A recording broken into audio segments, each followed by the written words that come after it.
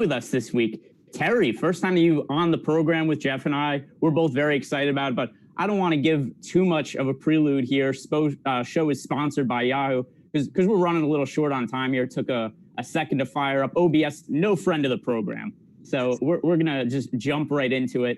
So, guys, we've got the highest total of what I can remember in recent memory in between the Dallas Cowboys and the Seattle Seahawks. Russell Wilson, finally time to let Russ cook. He's off to a great start this season. Are you guys willing to pay up for him? I'm going to start with you, Geoff, since you're the veteran of the program. 2 weeks in. But yeah, no, look, I really like this game. I mean, I don't think that's a hot take or anything like that, but I think there are a variety of ways you can go about stacking it to make yourself a little bit unique. I mean, you've got Russell Wilson going up against a Dallas secondary. No Chidobe Awuzie. DK Metcalf is going out there against boys, quite frankly.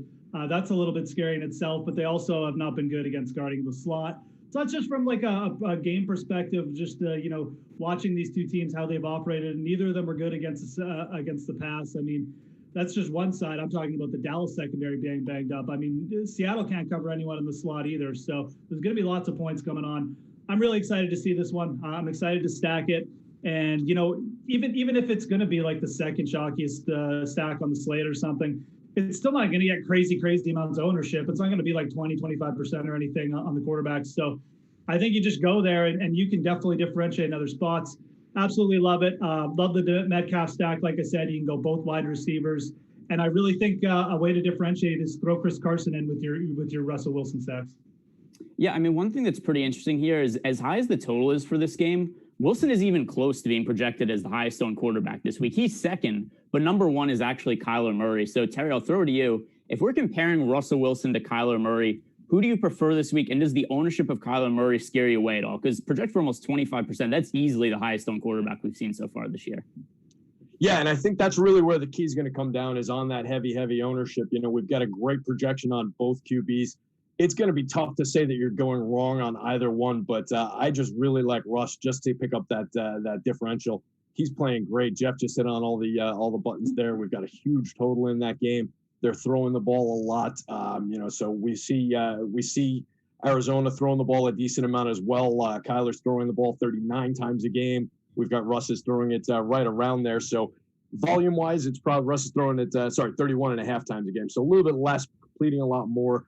Average depth of target is pretty comparable on those. So they're throwing the ball probably around the same amount of time. I just really like the ownership differential that we'll pick up on Russ, like I said, out of the gate. I don't mind paying a little bit extra for it. So in my QB sim, they're like neck and neck. So I'm happy to go to Russ, and I like the receivers there too. So I think we can definitely make that work. All right. And then, Geoff, we look at the other side of the game going up against Russell Wilson. Dak Prescott also projected to be pretty popular, but not quite in the same stratosphere as Kyler Murray or Russell Wilson. Prescott rushed for like 1 million touchdowns last week. He kind of ruined some of the stacks there because every time they got to the 1 yard line, instead of throwing it to somebody, he was just rushing it in himself. So do you think that Prescott makes for a decent pivot off of Russell Wilson, or do you just prefer Russ? No, I definitely am going to have exposure to both sides of this game. Generally I will try and take one side and go heavier, but I'm probably going to have almost equal ownership, equal exposure here. I mean, you mentioned Dak, but going out, getting the rushing touchdowns. And I think that's going to be something that you kind of see throughout the season. I mean, I definitely feel like, with the way the Cowboys defense is going to be playing, you're going to see Dak taking off a little bit more. And, Terry mentioned the ownership differential between Kyler and Russ, but it's even bigger between Kyler and Dak. I mean, Dak right now on the Awesemo ownership projections, you can go over and you can get a pass or whatever for the week and take a look at on Awesemo.com. He's projected to be even lower than Russell Wilson. Not a ton lower, but a little bit, like a couple percent. So I like going to the Dak side of it. I mean, again, if we're projecting Russell Wilson to go nuts against the secondary or just Seattle to be the better team, I mean, again, just looking at it from a football perspective, I mean, the Seattle secondary, they had a Quinton Dunbar, Jamal Adams. They have not been good in coverage. They've been brutal against slot receivers. The connection with CeeDee Lamb is already there.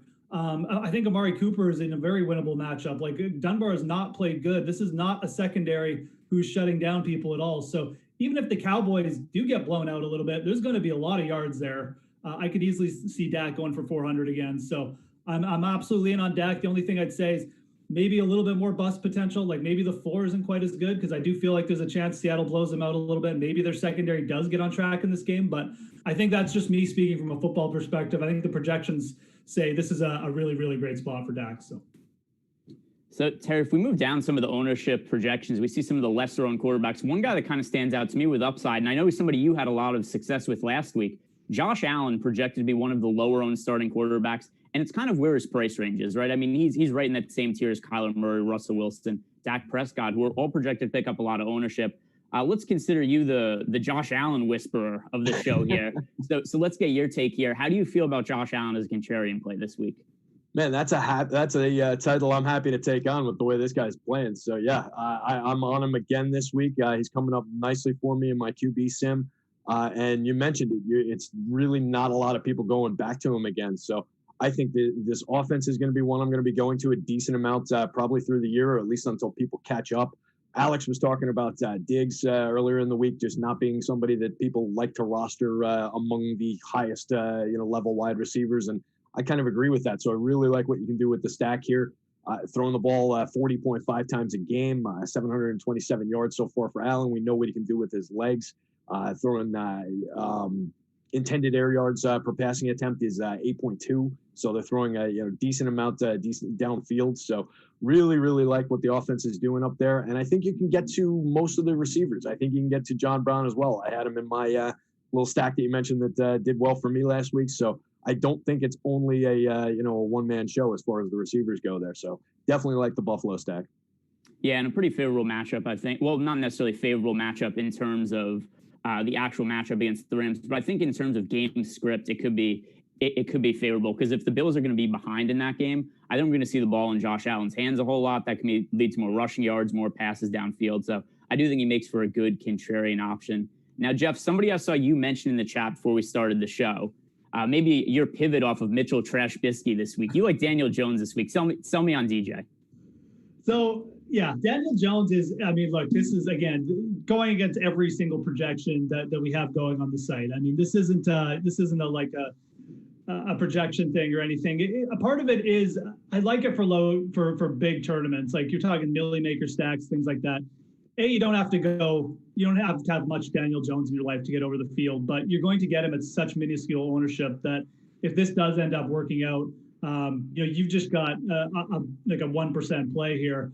And there's a couple of things behind it. I mean, look, we know who Daniel Jones is. I mean, he fumbles a lot. He doesn't have a great O-line. The Giants are who the Giants are. But, you look back to last year, the dude had 4 games with 4 or more touchdowns. So we know what the upside is, too. I mean, he runs a little bit. Yeah, maybe he doesn't get the rushing touchdowns that Dak does, but he'll put in the work on the ground a little bit for you. So the upside for the big game is contained in Daniel Jones. And you look at San Francisco and how banged up they are. Again, this is more of just like a football perspective, looking at what could happen. And when teams like this, a banged up team like the 49ers playing on the East Coast second week in a row, they're down Sherman, they're down Bosa.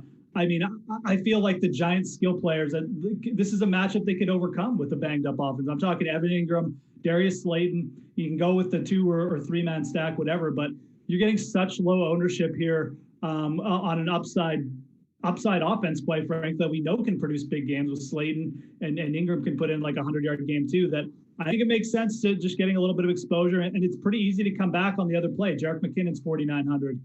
Some people I see talking up Jeff Wilson Jr. We'll get to this discussion when we get to running backs. But I really like coming back with McKinnon. I think it's just a stack that's not going to have much ownership. And again, you don't need to have much exposure, but I like it. I'm going to roll it out a little bit. You can build around it with some of these other games we've been talking about too. So I think that for cheap quarterbacks, Daniel Jones is going to be my guy. Understand the Josh Allen play. I'll probably be avoiding him because I just respect the Rams defense too much, but completely understand the upside is intact with Josh Allen pretty much every week. So. All right. So before we move on, Terry, any other quarterbacks that you want to bring up before we move on to the running backs?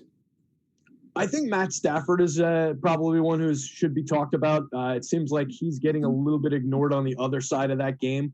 And I don't know that it's necessarily justified. I think they're going to be throwing the ball a pretty good amount. He's got a great price, especially on FanDuel, 7,300.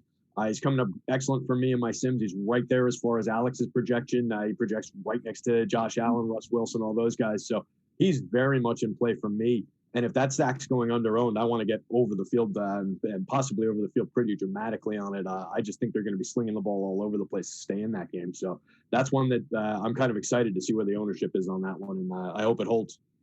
Yeah, and then, I mean, also we can't forget that Kenny Golladay is supposed to come back this week. He has admitted that he's not 100%, but I think even him out there as a decoy should be able to help Matt Stafford a little bit, should create a little bit more space in the offense for the receiver. So, yeah, it should definitely be a better spot for Stafford this week.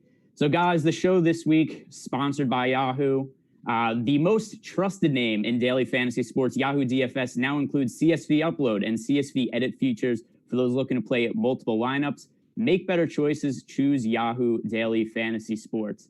So now moving on to the running backs, it's pretty interesting this week because there's so much value at running back this week. I mean, we've had like half the league is injured already. So what we're seeing with a lot of the ownership here is there's a bunch of mid-range to cheap running backs that are picking up a lot of ownership, but who's not picking up a lot of ownership is the guys who usually do pick up a bunch of the shares of the field. So Ezekiel Elliott, Dalvin Cook, Derrick Henry, these guys are all contrarian plays, where last week these were some of the most popular plays on the slate. So Jeff, for this week, do you think it makes sense to just build a different lineup and go to some of these expensive running backs? Are you just going to stick to the better per dollar plays? It is interesting. Like Cook, Henry, Zeke is still kind of up there, but you're right. Like there's no uber chalk like big running back that people are paying up for, right? So you've got probably 3 or 4 dudes that are going to go a little bit under-owned. I still think Zeke will get up there just because people will be doing game stacks and stuff like that. It looks like he's 4th projected on the site right now, which probably makes about sense in my mind. I think the guys you could be targeting for GPPs, it comes down to that Tennessee-Minnesota game, Cook and Henry. So it's kind of how you think that game's going to go. I've seen some people, discussing the Minnesota defense being banged up. I'd probably be a little bit more partial to going to the other side, the Vikings at home, and kind of just a must-win spot. I'm not really sold on Tennessee has been looking that good. Again, I'm coming at this just more from a statistic, like a non kind of just what the projections are saying standpoint, just my own personal feelings. But I think Cook will probably go slightly under-owned compared to Henry as well, which makes it interesting. You pair him with the cheap Vikings defense. But realistically, both those guys are kind of in play for, you're going to get half ownership compared to Miles Sanders. There are cheap running backs you can pair them with similar upside, Singletary, sub 5K, McKinnon, sub 5K. But yeah, those two guys kind of stand out. I'm not sure exactly what I want to do there. I don't really love the spot, but just looking at it from a pure strategy standpoint, they're still projecting out okay. And like the ownership from a GPP perspective is pretty tantalizing. So I'd probably lean towards Cook. Henry has looked, I don't want to say slow to start the year, but they have been a little bit slow getting him going. I know the workload is there and everyone loves the workload, but I think if I'm going to choose between those two, I'm going to go Cook. So, Terry, the chalk of the week on DraftKings, Miles Sanders is projected at almost 40% ownership. And I do think it makes sense. The price is too cheap. And we just considered this was a guy who was, first, early, second-round pick in a lot of drafts this year. And he's priced so much cheaper than the other guys who he was drafted around, plus matchup against the Bengals. It makes sense. But does the ownership scare you away from him at all? To a degree. I really, if I'm going to invest in a heavy owned running back, it's going to be more a guy like Zeke, a guy like Cook, who I just have a little bit more history, a little bit more trust built up with. They're not a guy who's dinged up. I like a big, physical, heavy running back who's going to be involved in the pass game as well, but really pound the ball on the ground and make things happen that way. So I like getting to a Zeke, a Cook more than I like to a Sanders. And I like getting a little further afield with my running backs. Typically, I'm going to be looking for a guy like to me on the board. Jeff hit all the marks as far as Cook goes. But to me, the ownership is really, really appealing. He's looking a lot like Aaron Jones last week to me. And I kind of like to zero in on plays like that when I'm looking for running back. So I will have Sanders, no doubt about it. He'll be mixed in. But it's probably a spot where I'm going to get under the field, get a little bit different. And I like to distribute running back a little bit that way.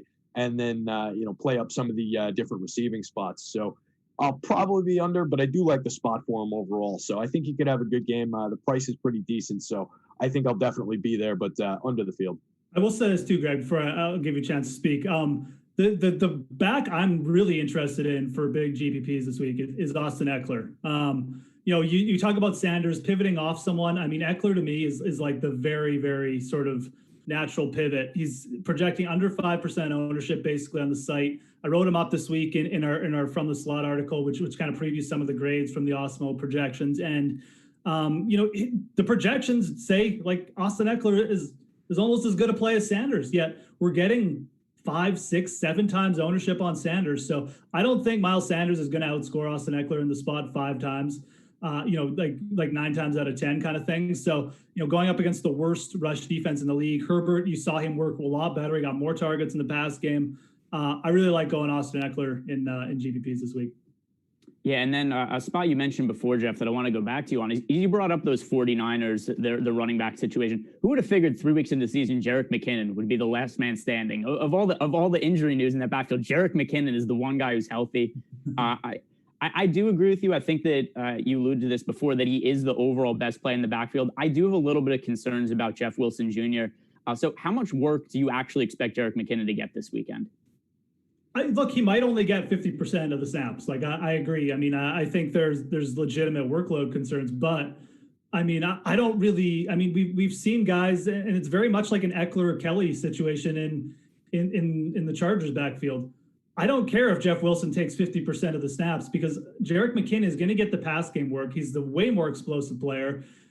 Again, he's been talked up by his teammates. He's an absolute mismatch in the pass game. That's who I want. I want the explosive player, especially going up against the Giants, right? So, and this is one of those spots that I just don't understand right now. Jeff Wilson Jr. looking like he's going to be projected for at least double the ownership of McKinnon. I don't get it. Like, why I don't think that's. So I'm maxing out Jerick McKinnon shares this week. If he busts me, bust me. But I don't see who else the 49ers can turn to. This is their explosive player now. This is who I think they're going to run their offense through. So I'm going to take advantage. What's good about McKinnon is even with all the time off, all the injuries, he's still been pretty efficient this year. We aren't seeing him play, a ton of snaps, but when he's getting the ball, especially through the air, he's making plays. I think he finished with 3 catches for 73 yards last year. So I think there's huge upside there. And I agree with you that at least for the ownership, I don't really get why there's a split there. Earlier in the week when I wrote my Slant and Go article at Awesemo.com, I had written up Jerick McKinnon as one of my favorite running back plays, and I just assumed he was going to be chalk at that time earlier in the week. And I'm pretty surprised that's not the case. Devin Singletary coming up with no Zach Moss is going to just cut his ownership more. So really liking McKinnon the way he's projecting right now. Yeah, that's a good point too. And I'll ask you about Singletary here, Terry. So since you are our resident Buffalo Bills guy, now that we have Zach Moss out, Devin Singletary looks like he's going to play the majority of the snaps. Obviously, no Frank Gore. It kind of seems like in the past, there's always been some way that the Bills have managed to not give Singletary just, a massive snap share. Is this finally the time that we see Devin Singletary play a ton and put up a big fantasy game? Well, I'd have to think so. Somebody's going to have to run the ball. Somebody's going to have to catch it out of the backfield for him. I mean, Allen's not going to just take off with it every play or fling it down the field. So, yeah, it seems like it's going to be a really good spot. He's a back I was kind of getting to a little bit with, just on pure projection and everything. So, yeah, knowing with no Moss there and all, I definitely think it's going to be a heavy volume game for the kid. I really like the price on him on FanDuel. Looking over at DraftKings, it's, a very favorable price on DK as well. So I definitely think we can get there. And I like what he opens up as far as what he does with some of that salary. So, yeah, he'll be firmly in play for me. And then what's interesting on the San Francisco one that you guys were just talking about is if we look at our projections from the site, Alex does seem to be leaning into the other side of that one. He's got McKinnon down a little bit, and he's got Wilson projected as the higher of the two, just in pure raw projection. That flies in the face of what some of the other sites. I have a little board here that has a couple of other sites projections that we won't talk about, and then does an average. So we're the highest on Jeff Wilson as of my last update, just with Alex's raw projection on that. So I think that's an interesting little wrinkle in that discussion. The other thing I'll say before we move on to talk about some other players, that right now the free content on Awesemo.com is the NFL projection. So if you guys want to follow along, go check out the site, see what we're talking about. We talk about these players and what they're projected for. It's free, so go check it out. You can follow along and maybe ask us some questions about what we think about some of the individual player projections for this week. So now, Jeff, as we move on here, a guy that we were both on last week didn't really perform particularly well, and I'm really shocked how highly he's projecting this week. Kenyan Drake is projected to be the second highest owned running back on DraftKings this week. I don't really get it. I understand we both liked him last week, and it is a good spot for him. The price tag is right. But I don't know why he justifies being a guy who's owned in over 30% of lineups. Why do you think that he's projected this highly in terms of ownership? Yeah, I'm kind of conflicted on him. I mean, I want to get exposure because, it's a natural pivot off of a chalky Kyler Murray, right? Like when you get a quarterback over 15%, which we don't get that often, but I think you'll probably get it with Murray this week. The natural pivot is take the RB and hope the RB gets all the touchdowns. And at some point, these touchdowns are going to flip. I mean, look, Kyler Murray is going to have a massive rushing year this year. And, fading him is like take your life in your own hands kind of thing, I think, week to week. But at some point, Drake's going to get in a couple times in a game, and it could definitely be this week. But this is still a player who's losing a few snaps to Chase Edmonds. His quarterback is rushing for a lot of touchdowns. It doesn't necessarily mean this is the week. This is the actual week where he gets in. So I like Kenyan Drake. I definitely want a piece of, the Arizona offense in this matchup. It's one of the best projected matchups on the slate, obviously, for DFS. But you're right, that ownership is up there, man. Like, this is not a sneaky play at all. People are not pivoting off him just because of the Kyler thing. They're actually just, sort of going more gung-ho. And I really think it speaks to the fact there's just not a Christian McCaffrey out there that people are just like, I got to get this guy in my lineup. So they're just going double, they're going double 6K basically, or double, mid-range RB instead with Sanders and Drake. And I guess that makes a lot of sense, especially with the matchup. So I think it's more of just sort of a natural thing where people are just sort of all kind of congregating into the same spot with their builds.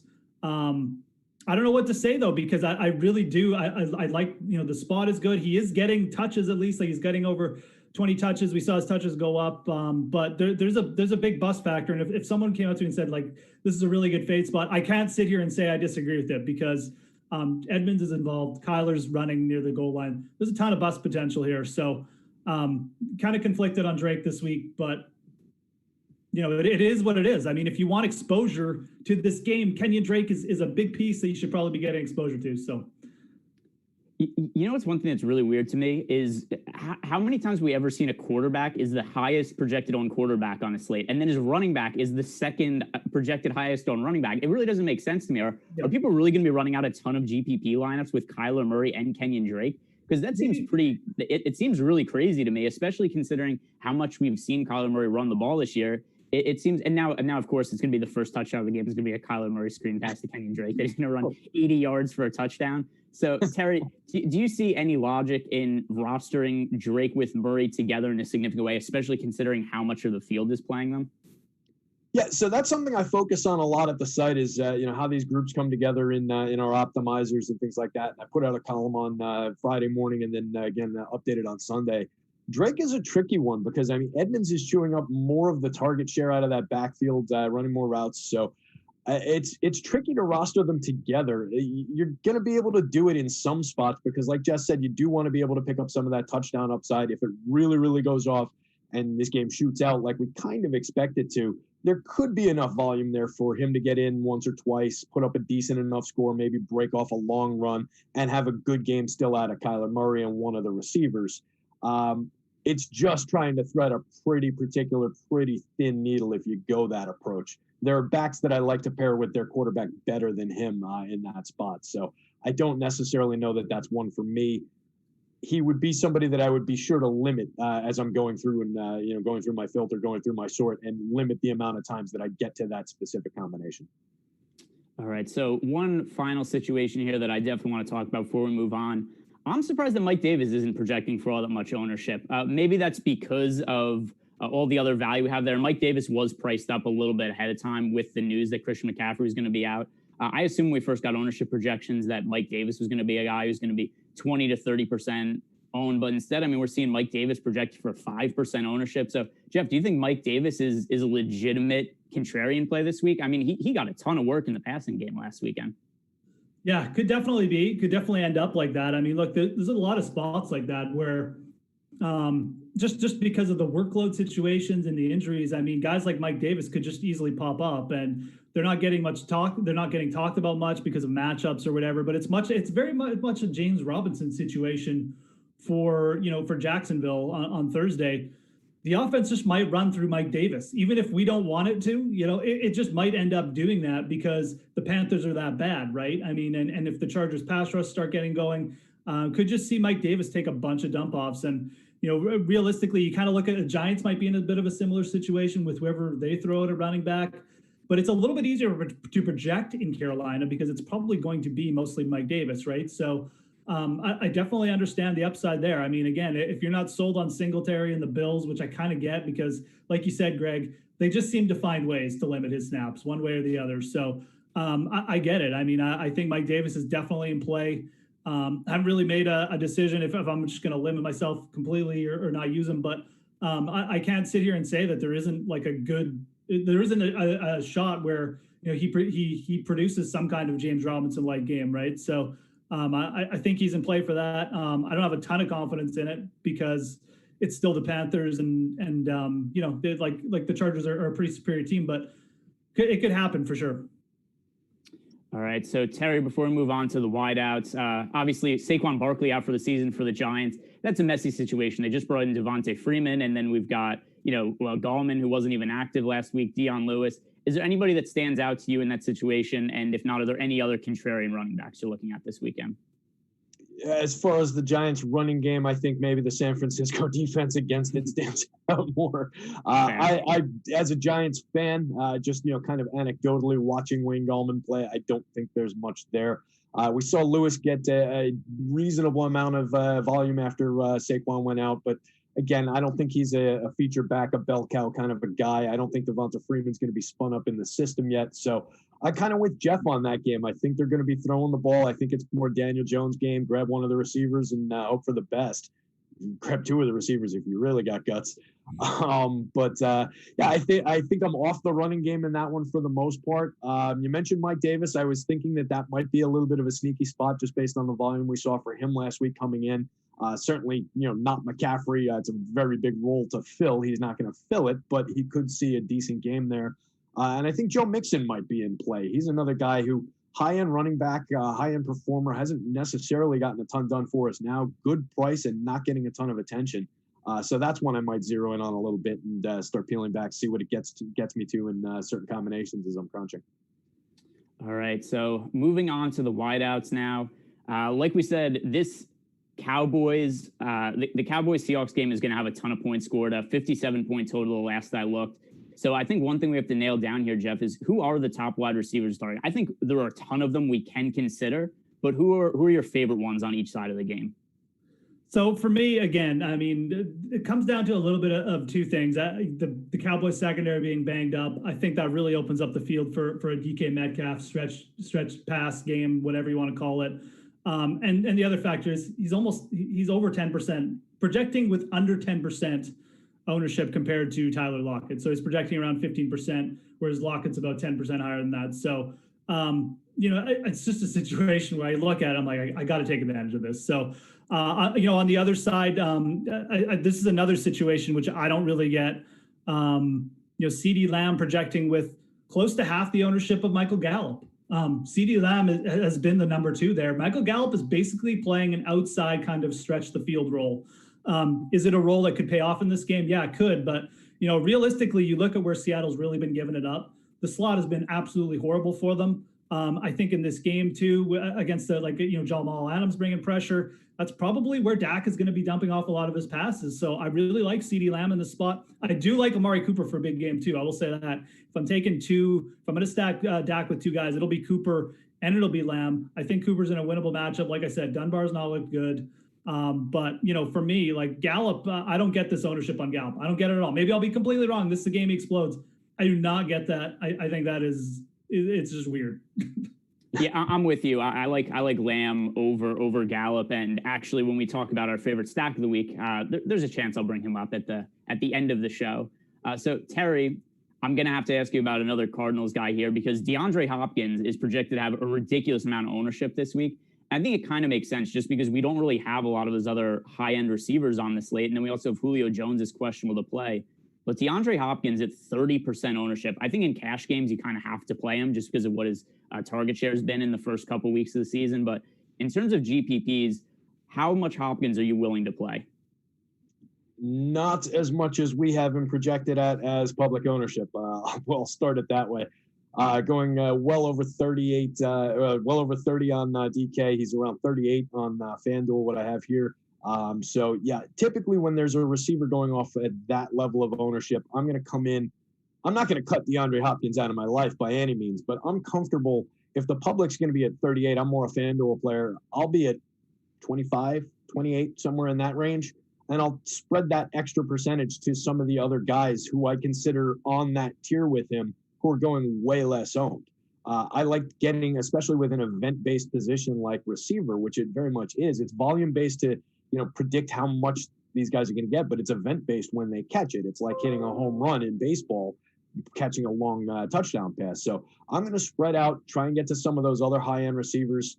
We've got like a Calvin Ridley going very underowned, I think, and Allen Robinson, even an Odell Beckham is getting no respect on either side. So I like spreading out to some of those guys and not getting as focused on the highest end or the highest owned high-end wide receivers.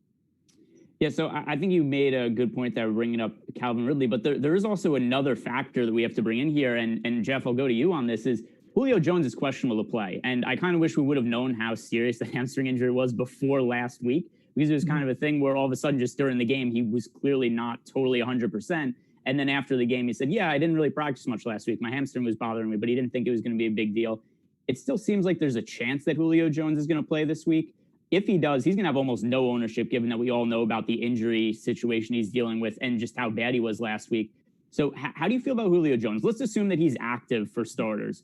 What would you feel about Julio Jones and rostering him if he is active ahead of Sunday and we find out that, he's going to, we know he's not going to be 100%, but maybe we find out that we get one of those things that he's going to try to play, or one of those weird injury updates that kind of gives us no good information.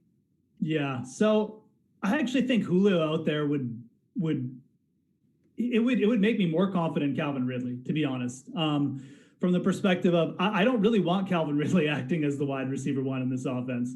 Like you look at what he's done the first 2 weeks, it hasn't been as the wide receiver one. It's been as Julio Jones's wingman, right? It opens up the field for him. He's not a big dude like Julio Jones who can just go over bigger cornerbacks, like the team's number one cornerbacks, and just go up and get the ball. He kind of relies more on just stretching the field.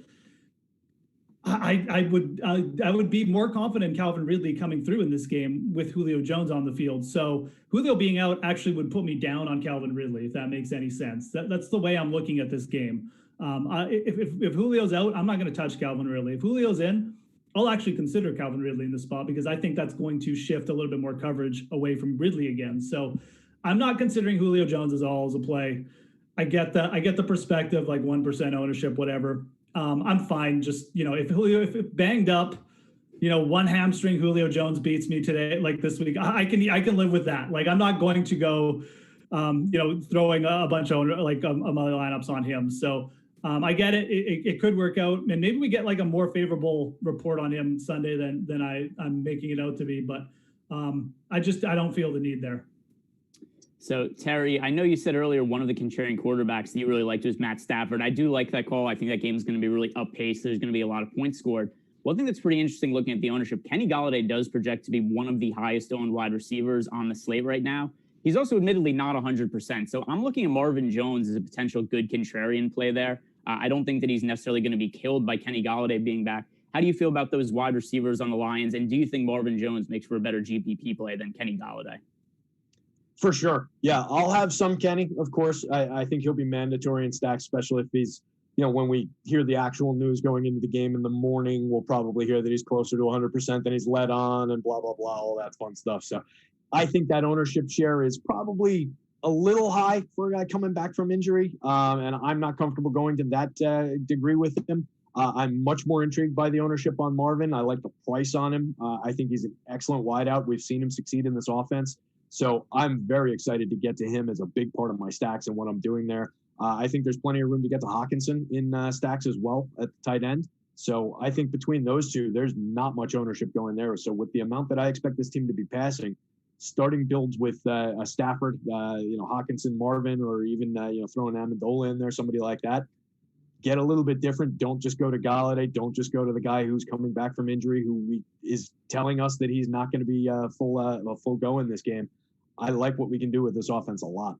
It's a very similar situation to Atlanta. Like, I love Marvin Jones more with Kenny Golladay in the lineup. And if Golladay is not 100%, not going to be soaking up as many targets, I think it's a brilliant spot to put like Stafford, because I agree with Terry's take on Stafford getting overlooked, and pair him with Marvin Jones. And you can come, and then you get a unique stat. Like, if you want to bring Kenyan Drake back on the other side, you're getting a unique Detroit stack to pair him with. So makes a lot of sense there.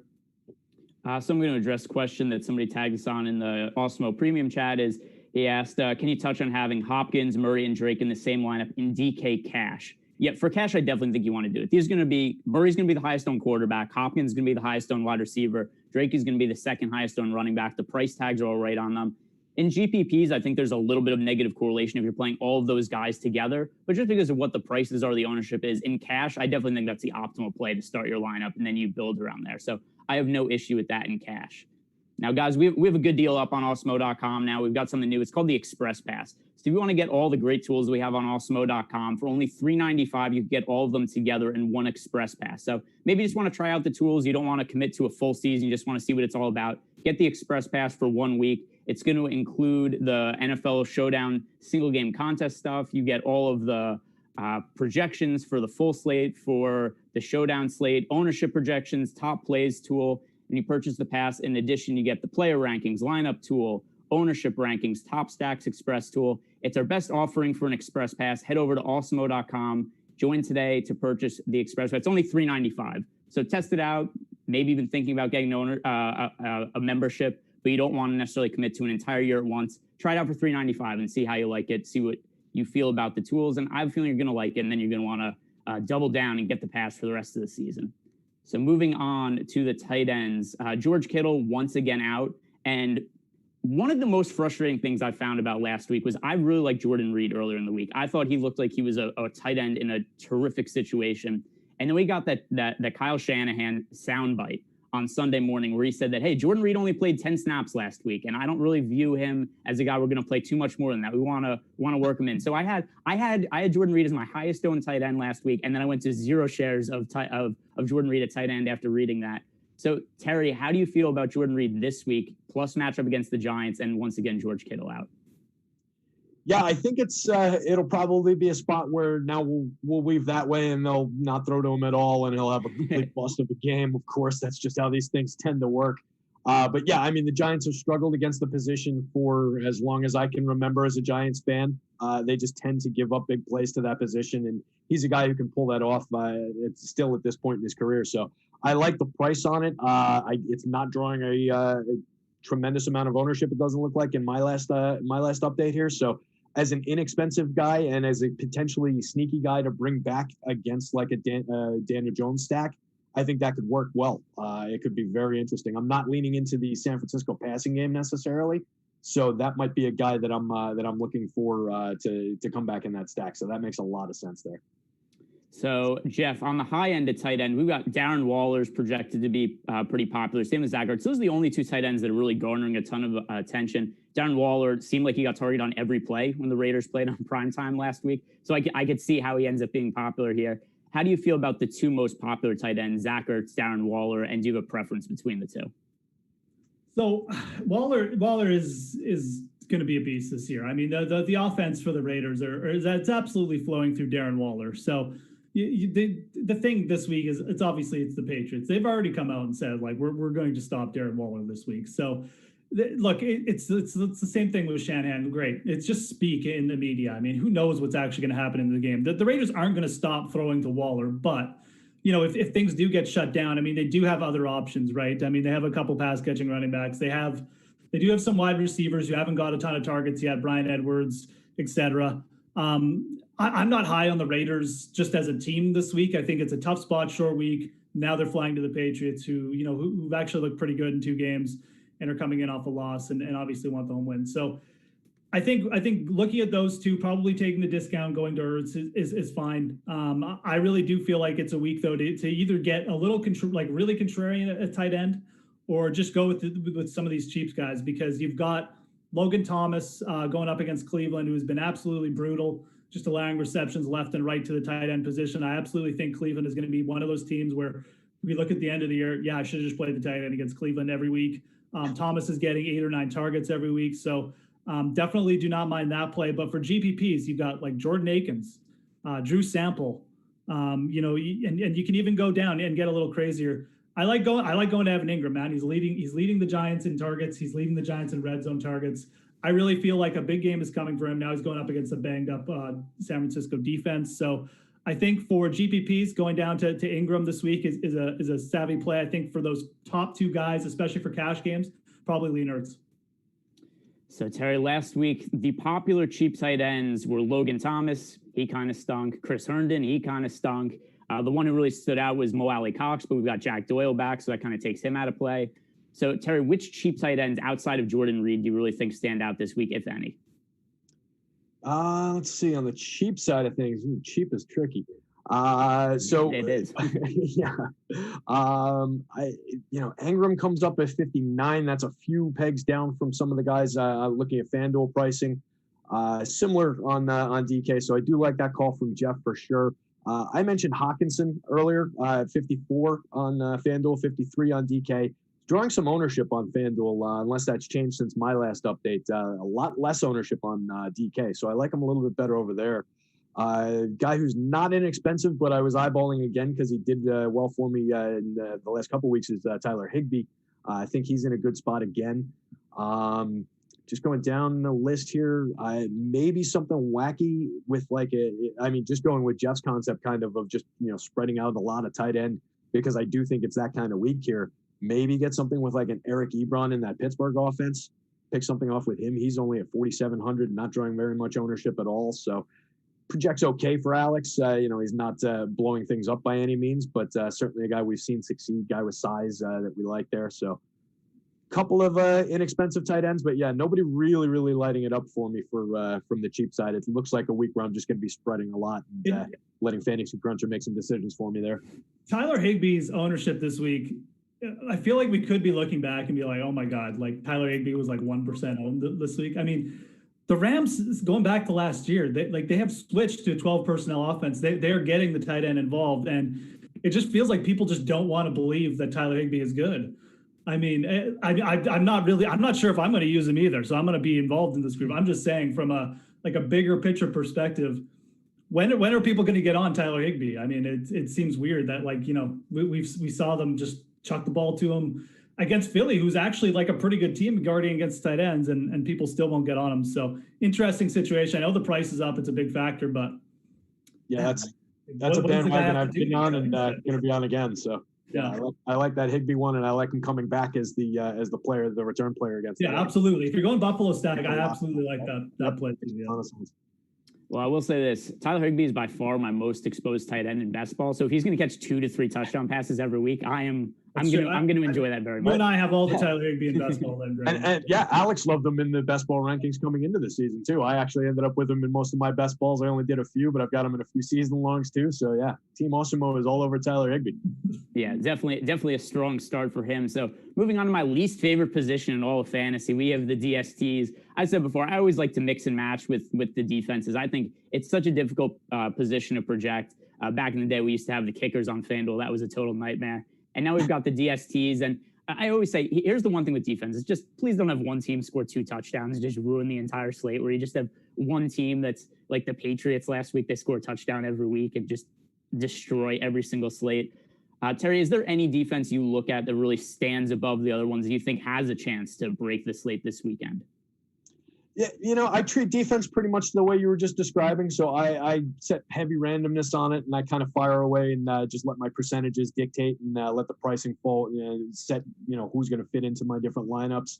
So just looking and going purely by Alex's projections here, I think the Browns at 3,900 make a heck of a lot of sense. They're obviously drawing a ton of ownership though. So if you're playing cash, that's probably your defense there.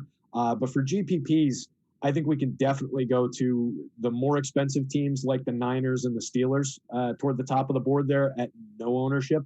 I think those two teams make a bunch of sense. And then get down to I think the Bucs are in play against the Broncos with Driscoll at the QB spot. They're not very expensive at just 3,800, drawing a pretty good projection there. Similar story with the Giants, only at 3,600. Not what I would call a very respectable defense, but not going up against like the most intimidating offense in the world. So those are teams, while I'm not going to push them into lineups, I might allow a little bit more wiggle room on the ownership caps to let those value teams jump in. And I typically lean more into value defense than I do into real pay up, unless it's a really, really strong spot. Yeah, the Giants situation is pretty interesting. I hadn't really thought about them until you just brought it up. But this is a real situation of the stoppable force against the movable object, right? I mean, we've got the terrible Giants defense going up against Nick Mullins.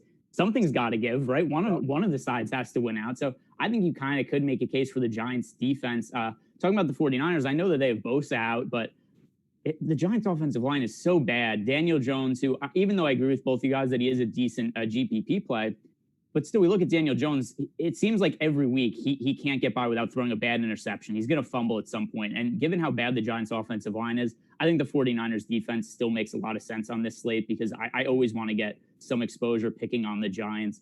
Jeff, are there any defenses that stand out to you? So there's a couple plays I like. I mean, I mentioned the Vikings, and it's risky, but, the Vikings at home under Mike Zimmer have traditionally been a lot better. Top 5 in limiting points at home. I'm just not sold on the Titans being that good. I mean, a couple they just about lost to Jacksonville, right? Again, it's kind of more of just a football, what I've seen kind of play. I think the Vikings will bounce back this week, and they're really cheap. That's the main thing, right? I mean, you're getting a cheap home defense. It's actually pretty close spread. So I'm okay eating a little bit of Vikings and GPPs. They're not going to be highly owned. I actually kind of like Atlanta. I guess I'm pulling the whole 360 here or 180 because I'm going up against my boy Mitch Trubisky. But I mean, look, the Bears offense, they're lucky to be 2-0. They're extremely lucky to be 2-0, right? And they did not look good last week. So Falcons at home, I mean, obviously coming off an emotional loss, but could be a big bounce back spot. Again, though, getting a close game, a team that's actually favored at home, I don't mind that with no ownership. I think the interesting play here, I think there's two. I really like the Patriots defense. I really do. Again, I already went over why I don't like the Raiders this week. Short week, yada, yada, yada. It's just a good spot. Really like the Patriots defense. The highest projected DST on this slate is the Colts. They're projecting for under 4% ownership. So I kind of like getting up to them in this spot. Again, I'm like you guys. I don't ever like to do this, but I am going to take a couple GPP lineups and pay up for the Colts because this is such a bad New York Jets offense. I don't think they're going to score any points, and I think it could get super ugly. So I could see the Colts defense, which is actually projecting out really good so far in terms of all the metrics. Definitely one of the top 5 defenses in the league right now. I could see them going nuts at home and just winning this game 36-3 or something. So I think that's an interesting play in GPPs. I think there is enough value too. Those receivers in the Seattle game. We haven't even talked about guys like T.Y. Hilton, or if you're going to use Daniel Jones as your QB, there's enough cheap upside value out there that you can do it and still make good lineups. So I like trying to get up to the Colts actually in GPPs this week. Dramatically different ownership on the Colts, just for people out there on FanDuel and DK. To throw that out. Yep. Good call. Yeah, I'm talking obviously talking mainly about DraftKings. Yep. Yeah, FanDuel, different story for sure. All right, so Terry, here's how we close the show out. We each give out our favorite stack of the week. I think of it as if you're playing a single entry lineup, who's the one quarterback to wide receiver / running back, tight end that you're stacking with. For me this week, it's going to be Dak Prescott to CeeDee Lamb. I kind of alluded to it earlier, but I love that Seahawks-Cowboys game, but I mean, so does the field. There's going to be a lot of ownership there. So I'm trying to figure out how can I get exposure to that game and be a little bit different than everybody else. And for one, just Dak Prescott, a little bit less ownership than Russell Wilson. He makes a lot of sense. And then I look at his wide receivers, and Cooper was good. Really, all of them were pretty good last week, other than Gallup was kind of just okay. But CeeDee Lamb, Jeff talked about it earlier, for somebody who had over 100 receiving yards last week, he's been the team's number 2 receiver. Just not enough ownership, in my opinion, given what I think that game environment's going to be. So I think Dak Prescott to CeeDee Lamb makes a ton of sense this week. Jeff, what is your stack of the week? Yeah, absolutely love that call. I mentioned the Giant stack. I like Daniel Jones, Evan Ingram, but as far as my favorite stack, like what I'll be rolling more of, I'll go with the Russell Wilson, DK Metcalf. Again, you're getting almost half ownership on Tyler Lockett over Metcalf. And I like adding Chris Carson in there too. He's the third leading receiver for the Seahawks thus far. He actually looked really efficient in the pass game, and I have to give him some kudos because I'm generally been anti Chris Carson my entire life, but like the dude gets it done one way or the other, and the coaches love him. Snap count went up, so I think that's a way to be really unique with your Russell Wilson lineups. You get him involved with Wilson, you get exposure to hopefully all the Seahawks touchdowns. So, Terry, close us out. Favorite stack of the week. So, I mean, as the Josh Allen whisperer, I'd be remiss to at least not mention him here. Guy won me a lot GPP last week. I love the spot for the Bills and bringing it back with them again. But I'm actually going to go with the one that's in my placeholder lineup right now, and that's Matt Stafford. Love the spot. We talked about it for Detroit. I really think that game's going to go into a pretty decent shootout. And I really like the ownership on one of his key receivers, and that's Marvin Jones. So that's who's in my placeholder here. I actually have a duel in here. I'll give it away. I've got Hawkinson coming along for the ride with those two at the tight end. And then I'm bringing back, who the heck am I bringing back? I'm bringing back Hopkins. And then I'm actually also grabbing a piece of that Dallas-Seattle game with two players from that game. So I've got a pretty specific lineup, zeroing in on two games with this one. Really like the way it comes together. So, yeah, that Stafford one is my stack of the week. And there we go. Now it's no longer contrarian. That will close out the show for us this week, guys. Thanks for listening. On the way out, make sure to press the thumbs up button. Also, subscribe to the Awesemo.com YouTube channel. Also, we have podcasts. All these things you listen to or watch on video, you could also listen to on audio. So you can listen to us on the on the go. Listen to Awesemo shows anywhere. Subscribe to the Awesemo Podcast Network, guys. Thanks for listening, and we'll be back next week.